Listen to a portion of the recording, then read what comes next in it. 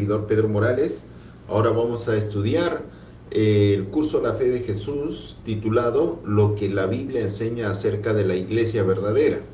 Muy bien, vamos a empezar pidiendo la dirección divina. Querido Padre Eterno, gracias Señor por estos momentos que nos das para poder estudiar tu palabra. Enséñanos Señor mediante tu Santo Espíritu Señor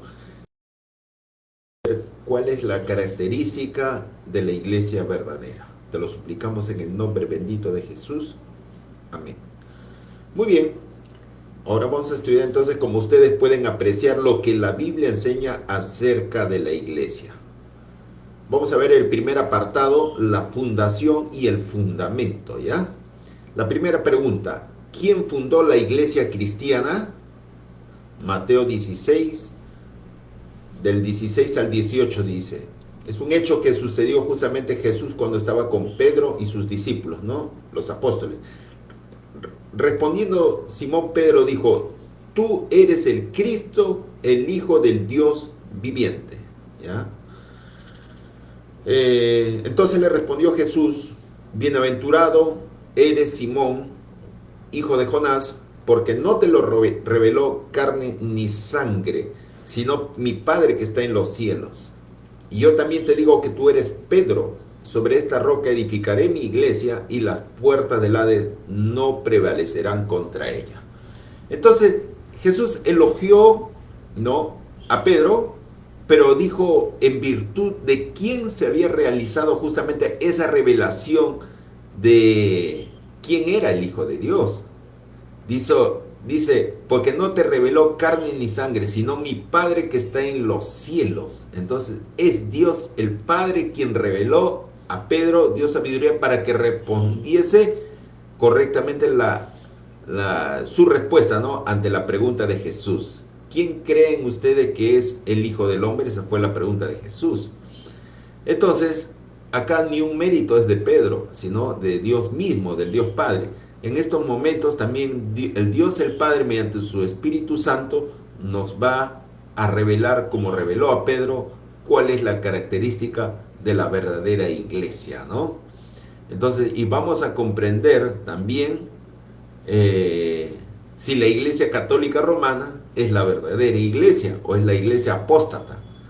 Entonces, ¿quién fundó la iglesia cristiana? Vamos a ver. Jesucristo entonces se aludió, ¿no?, a sí mismo de que él era justamente el fundamento de la iglesia cristiana. Cuando dijo, Pedro, yo te digo que sobre esta roca, se refería a sí mismo, ¿no? Fundaré mi iglesia, ¿no? Sobre esta roca edificaré mi iglesia. Cristo está hablando en primera persona, ¿no? Mi iglesia, como de él, no de Pedro. No dijo, sobre esta roca fundaré tu iglesia, ¿no? Se estaba refiriendo a sí mismo, ¿no? Entonces hay que comprender bien el pasaje. ¿Quién es el fundamento de la iglesia? Efesios 2:20. Vamos a ver. Edificado sobre el fundamento de los apóstoles y profetas, siendo la principal piedra del ángulo Jesucristo mismo, hermano. Jesucristo como Dios, como Hijo de Dios. Sin él, pues, los fundamentos no valen nada, ¿no? Jesucristo es la columna vertebral de su iglesia, ¿no? Entonces, ¿quién es el fundamento o la principal piedra del ángulo? La respuesta es Jesucristo, ¿no? Ahora vamos a ver en el apartado organización de la iglesia. ¿Quiénes son los dirigentes de la iglesia? Solamente son dirigentes humanos, hombres con fallas, falibles, ¿no? Efesios 4:11 y 12 dice, y él mismo, o sea, Dios mismo, Jesús mismo, constituyó a unos apóstoles, a otros profetas que tienen el don de profecía, ¿correcto?, ¿no?, y maestros, a fin de perfeccionar a los santos para la obra del ministerio, para la edificación ¿de qué? Del cuerpo de Cristo. Acá todos son llamados según sus dones que el Espíritu Santo repartió. Apóstoles, profetas, evangelistas, pastores, maestros, pero en fin, todos son, aquí el pastor no es más que todos, acá todos son iguales ante Dios, por favor. Acá no existe jerarquías humanas. Todos son importantes en el ministerio de Cristo. ¿Ah? ¿Ok? Entonces, ¿quiénes son los dirigentes de la iglesia? Apóstoles, profetas, evangelistas, pastores y maestros. ¿Ok? ¿Cuál es la triple misión de la iglesia? Tiene 3 misiones la iglesia. Jesús mismo lo hizo para que su iglesia siguiera su ejemplo. Mateo 4:23, y recorrió Jesús toda Galilea, toda la ciudad de Galilea, enseñando en la sinagoga de ellos, predicando el evangelio del reino a las personas que no conocen y sanando toda enfermedad y toda dolencia en el pueblo. Jesús enseñaba, predicaba y sanaba, tanto físicamente como la salud del alma. ¿Ah? Entonces, eso es lo que tiene que ser la triple misión de la iglesia, ¿no? Enseñar, predicar y sanar, ¿correcto? Ahora, ¿cómo debe gobernarse la iglesia? Así por azar, como átomos independientes, como les da la gana, con anarquía, con ambiciones de cargo, con luchas. Vamos a ver. En aquellos días, como creciera el número de los discípulos de la iglesia, ¿no? Se bautizaban, pues. Hubo murmuración de los griegos contra los hebreos, ¿ya? Una especie de división, ¿no? De que las viudas de aquellos eran desatendidas en la distribución diaria. Entonces los 12 apóstoles convocaron a la multitud de los discípulos y dijeron, no es justo que nosotros dejemos de predicar la palabra de Dios para servir, atender a las mesas, ¿no? Dar de comer. Entonces, ellos organizaron y delegaron, ¿qué cosa? 7 diáconos. Eligieron 7 diáconos para que ellos estén al cargo de la distribución de las mesas, ¿no? De las comidas, mientras los 12 apóstoles ya se iban a dedicar a la predicación del evangelio, ¿no? A responsabilidades misioneras. Entonces, se eligieron 7 diáconos y se les delegó pues responsabilidades a ellos para que hagan los servicios pues de más minuciosos, ¿no? De atender los alimentos diariamente y racionalmente, ¿no? Entonces, ¿cómo debe gobernarse la iglesia? Delegando responsabilidades. Uno no puede hacer todo, como dice el dicho, el que mucho abarca o el que todo abarca poco aprieta, ¿no? Entonces, ahora vamos a ver la característica de la iglesia verdadera. ¿Qué ejemplo debe seguir la iglesia? ¿El ejemplo de quién? San Juan 13:15. Jesús mismo dijo, porque ejemplo les he dado para que como yo os he hecho, ustedes también hagáis, ¿no? Vosotros también hagáis. Entonces, todo lo que el Señor Jesús hizo en su ministerio terrenal, la iglesia debe seguir su ejemplo, ¿no? Entonces, la respuesta a eso es el ejemplo de nuestro Señor Jesús. Ahora vamos a ver la siguiente pregunta. ¿Cuál será la norma de conducta de la iglesia? Apocalipsis 12:17. Veamos que aquí va a haber 2 símbolos. Uno es el dragón y otro es la mujer. El dragón representa un poder perseguidor, Satanás mismo, ¿no? Y la mujer representa la iglesia verdadera, ¿no?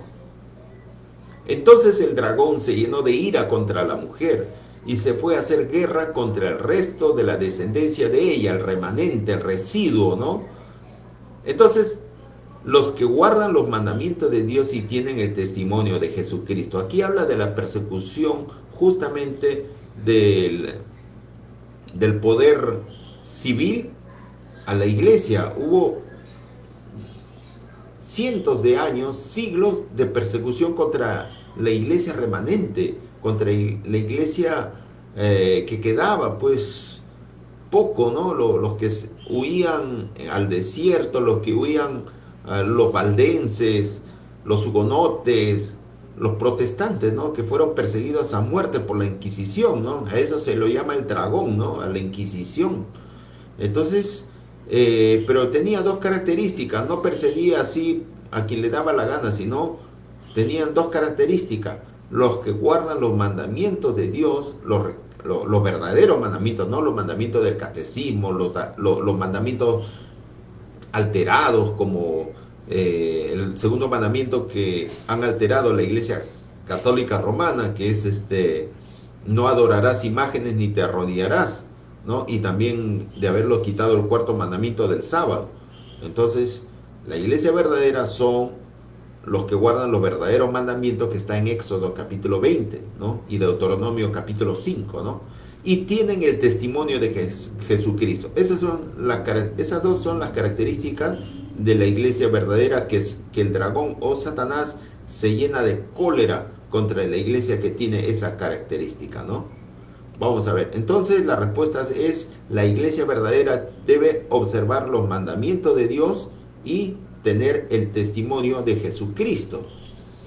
Vamos a ver, ¿qué don poseerá la iglesia? Es interesante. Vamos a ver Apocalipsis 19:10, ¿no? Juan, ¿no? Dice: yo me postré a sus pies del ángel, ¿no? Para adorarle. Y él me dijo: mira, no lo hagas. Yo también soy un ser creado como tú, ¿no? Yo soy consiervo tuyo de tus hermanos que retienen el testimonio de Jesucristo.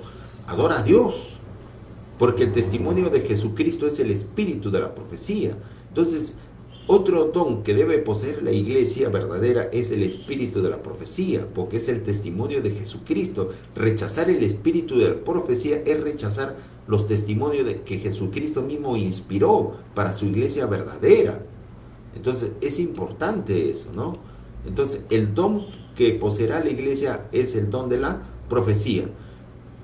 Para la iglesia remanente de los últimos tiempos, el don profético se reveló en su sierva Ellen White, ¿no? Del cual sus escritos están inspirados por el Espíritu Santo. Ella es una profeta, así lo digo cabalmente, con toda seguridad. He leído, he estudiado sus libros, la mayoría de sus libros del conflicto, que conforman todo el conjunto del conflicto de los siglos, y otros libros. Son maravillosos, hermanos. Yo les recomiendo que se compren esos libros y estudien especialmente los libros de los conflictos de los siglos, ¿no? Tenemos ahí tenemos, por ejemplo, libros de El Camino a Cristo, tenemos El Deseo de toda la gente, Hechos de los Apóstoles, Patriarcas y Profetas, Profetas y Reyes, tenemos El Conflicto de los Siglos, y tenemos El Ministerio de Curación, tenemos El Hogar Cristiano, tenemos el libro Mensaje para los Jóvenes, libros que realmente te dan unos consejos muy, muy sabios, ¿no? Entonces, les aconsejo que estudien. Rechazar estos escritos, negarlos como inspirado de Dios, hermanos, es rechazar justamente a Jesucristo. Y esto será característica del zarandeo de los últimos tiempos, que barrerá a los que muchos aparentan ser cristianos, pero en realidad no lo son. Rechazan los testimonios. Y es lógico que se van a perder eternamente. Eso, por rechazar el testimonio de Jesucristo. Entonces, ahora que sabemos las características de la verdadera iglesia, ¿qué debo hacer? ¿Unirme a la iglesia verdadera? Hechos 2:41, así que los que recibieron su palabra fueron bautizados y se añadieron aquel día como 3,000 personas. Entonces, unirse con la iglesia verdadera, es el paso que hay que dar, es bautizarse. ¿Ok? Permanecer fiel y firme, según Pedro 1 del 10 al 12, dice: por lo cual, hermanos, tanto más procurad hacer firme vuestra vocación y elección, porque haciendo estas cosas, dice, no caeréis jamás, ¿ya? Porque de esta manera os será otorgada amplia y generosa entrada en el reino eterno de nuestro Señor y Salvador Jesucristo. Por esto yo no dejaré de recordaros siempre estas cosas, aunque ustedes lo sepan, conozcan las doctrinas, ¿no? Y estén confirmados en la verdad presente. Hay que seguir firme, fiel en la verdad presente, no en la gracia barata. Esos evangelios baratos que se predican de pastores que solamente se quieren llenar los bolsillos, ¿no? A costa de engaño, a costa de enseñar falsas doctrinas, de anular los mandamientos de Dios, anular el sábado, anular el espíritu de profecía, ser antitrinitario, etcétera, etcétera. Eso es estar en contra de la verdad presente, ¿ya? Entonces es importante estar confirmados, ¿ya?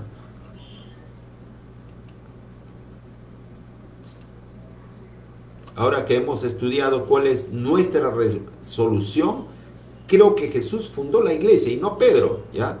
Cristo fundó la iglesia. Deseo unirme a ella y ser fiel hasta el fin. ¿Aceptas, hermano? Yo te pido que reconsideres y lo pienses, porque esto es para nuestra salvación, para tu salvación, para mi salvación, hermano. Entonces, ¿aceptas? De corazón acepto y me sigo uniendo a ella hasta que Cristo venga por segunda vez. Vamos a conversar con Dios para que nos ayude a tomar una decisión.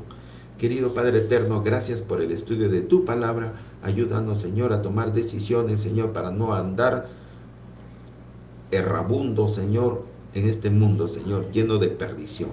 Ayúdanos, Señor, a unirnos a tu pueblo de todo corazón para observar los mandamientos de Dios y el testimonio de Cristo. Ayúdanos, afiánzanos, Señor, prepara nuestro corazón, no solamente para unirnos a tu iglesia, sino también para prepararnos para tu segunda venida. Favores que te lo pedimos en el nombre de Jesús, nuestro Salvador.